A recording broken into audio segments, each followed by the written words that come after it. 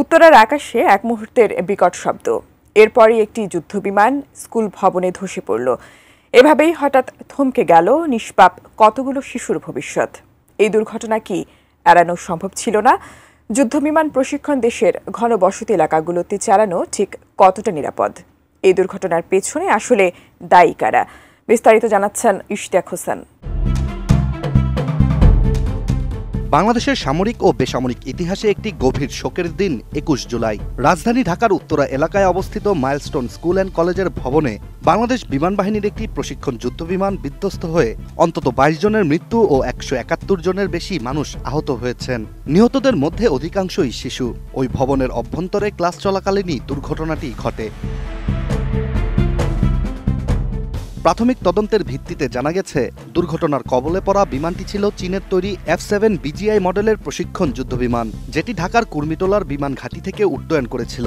কিন্তু আকাশে ওঠার কিছুক্ষণের মধ্যেই বিমানটি যান্ত্রিক ত্রুটির সম্মুখীন হয় এবং নিয়ন্ত্রণ হারিয়ে মাইলস্টোন স্কুলের একটি ভবনে আছড়ে পড়ে।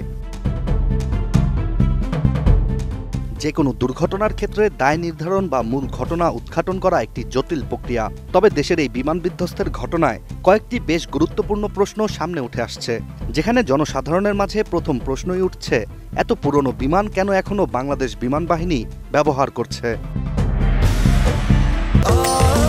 স্বাস্থ্যকর অল টাইম ফ্যামিলি কেক, সব সময় all time healthy life. F-7 BGI মডেলের বিমান প্রথম তৈরি করা হয়েছিল ১৯৬৬ সালের দিকে। তবে যুগের পর যুগ এটি বিভিন্ন উন্নয়নের মাধ্যমে পরিবর্তন হয়েছে। আর সবশেষ সংস্করণটি বাংলাদেশ ২০১৩ সালে চীন থেকে কিনেছিল। আর বিমান বিশেষজ্ঞদের মতে এই মডেলের যুদ্ধবিমানের কার্যকর মেয়াদ সাধারণত ১০ থেকে ১২ বছর। ফলে বিমানটি কার্যক্ষমতার শেষ ধাপেই ছিল।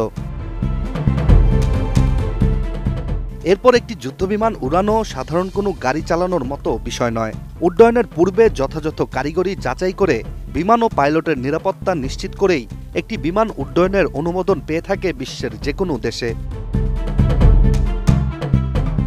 উড্ডয়নের পূর্বে যথাযথ কারিগরি যাচাইয়ের মধ্যে থাকে ফুয়েল, হাইড্রোলিক লিক, টায়ার ও গিয়ার, ইঞ্জিন ইনটেক ও কাঠামোগত অবস্থার পরিদর্শন।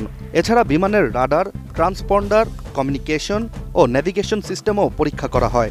সবশেষ মিশনের উদ্দেশ্য, রুট, আবহাওয়ার অবস্থা, জরুরি পদক্ষেপ ও সম্ভাব্য ঝুঁকিও নির্ধারণ করেই একটি বিমান উড্ডয়ন করে থাকে। তাহলে বাংলাদেশ বিমান বাহিনীর যে কর্মকর্তারা এই সব কিছু যাচাই করে বিমানটিকে উড্ডয়নের অনুমতি দিয়েছিল, তাদেরকেও জবাবদিহিতার আওতায় আনা উচিত বলেই মনে করছেন বিশ্লেষকরা।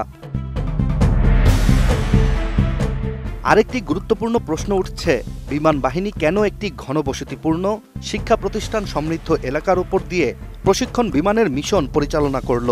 বিশ্বজুড়ে প্রশিক্ষণ বিমান সাধারণত জনবসতিহীন বা নিরাপদ এলাকায় ওড়ানো হয়, যাতে যে কোনো দুর্ঘটনায় বেসামরিক প্রাণহানি এড়ানো সম্ভব হয়।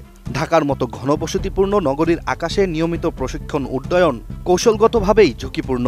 তারপরেও এই প্রশিক্ষণের রুট কেন এখানেই নির্বাচন করা হয়েছিল? F-7 BGI একটি স্বল্প মূল্য, সীমিত ক্ষমতাসম্পন্ন প্রশিক্ষণ যুদ্ধবিমান, যেটির সীমাবদ্ধতা বহুদিন ধরেই বহু দেশে পরীক্ষিত হয়েছে। এমন একটি বিমান দিয়ে ঘনবসতি অঞ্চলের ওপর প্রশিক্ষণ চালানো কেবল প্রযুক্তিগত নয়, একটি নীতিগত ভুলই বলা যায়। আর এই ঘটনায় যারা প্রাণ হারিয়েছেন তাদের পরিবারের জন্য ন্যায্যতা হচ্ছে স্বচ্ছ তদন্ত, জবাবদিহি ও ভবিষ্যৎ প্রতিরোধ ব্যবস্থা। Ishtiaq Hossain, ATN news.